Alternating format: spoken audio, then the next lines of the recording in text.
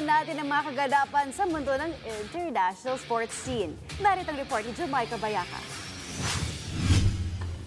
Naisundan ng 24-time Grand Slam champion Novak Djokovic ang yapak ni Andy Murray, ang kauna-unahang tennis player na nadepensahan ng Olympic singles title.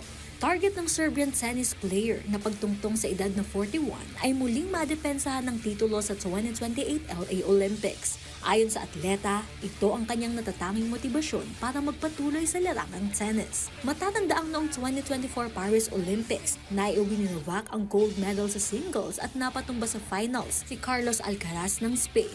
Bukod sa Olympics, hawak ng atleta ang 24 Grand Slam titles kasama ang kanyang tagumpay sa Davis Cup at ATP Finals. Sa kasalukuyan, nasa ika-6 na pwesto ang tennis star sa world rankings.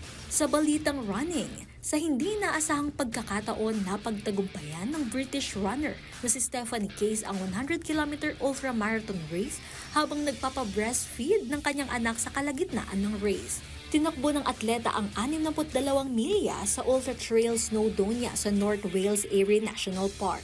Habang nasa karera, 3 beses tumigil si Stephanie para magpadede ng kanyang infant baby na si Pepper. Ayon kay Mommy Stephanie, hindi niya inaasahang mapapansin siya ng marami, kaya't inaalay niya ang kanyang pagtakbo sa kanyang anak at sa lahat ng mga nanay. Sunod namang tatakbuhin ng British runner ang Hard Rock 100-mile run na may 33,197 feet climb sa Colorado sa July. Sa iba pang balita, matagumpay rin ang kampanya ng Portuguese cyclist na si Joao Almeida sa 2025 Tour de Suez na naganap mula June 15 hanggang 22 sa Switzerland.